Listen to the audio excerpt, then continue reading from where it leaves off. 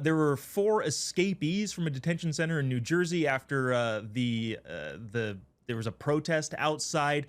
You saw Alex Padilla yesterday, which, sorry, we played that on yesterday's show. It was just so funny and so delicious because he's planning to play the victim. How does this play overall to like the masses of the American people? What are people in Wichita or in Oklahoma City seeing this as? Is this a winning thing for conservatives going forward? How do you see it? Well, immigration is the most popular part of Trump's agenda. When you poll people on the issues, he has a majority of Americans still supporting the mass deportation program. The numbers get even higher when you're talking about criminal illegals, which is who ICE was there to arrest in California.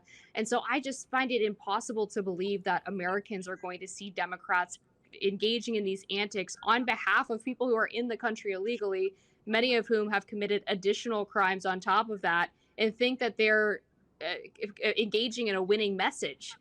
It's just mind blowing to me that this is the hobby horse that they've chosen. And I think actually they might have had a point if they were going after Trump for maybe some of the student visa revocations for people who wrote op-eds that were maybe too polite to Hamas.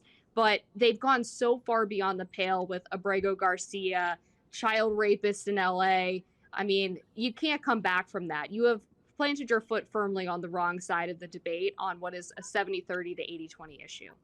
Amber, how dare you impugn the reputation of a Maryland father who also allegedly beat his wife and was human trafficking? I just can't believe that you would do such a thing. I know. Andrew, this was printed in the New York Times. Printed, I mean, typed up and read digitally because I don't think anybody prints out the New York Times anymore. Just before 10 p.m., some members of the crowd dragged plastic construction barricades toward the gate. Soon after, groups of protesters began linking arms, blocking a van and SUV from exiting through the gate. They're just crowd members that are doing this. This is what led to the escapees escaping. I mean, not to batter the same horse over and over again, but who's reading this and going, oh yeah, they're peaceful protesters who are doing violent destruction at ICE facilities.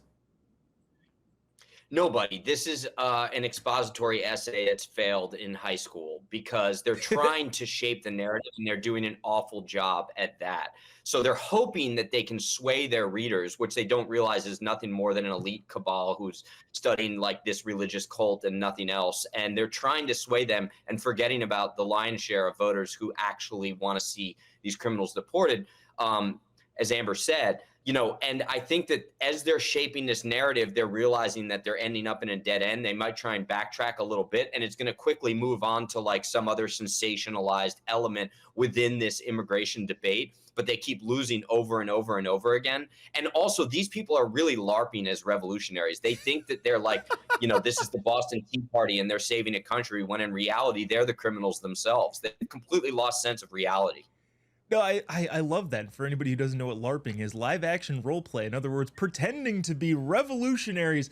And this is bad, and I'm probably going to get in trouble for saying this. There's a part of me that wants the whip to get cracked as if they were real revolutionaries to see just how bad of a cosplay this actually is.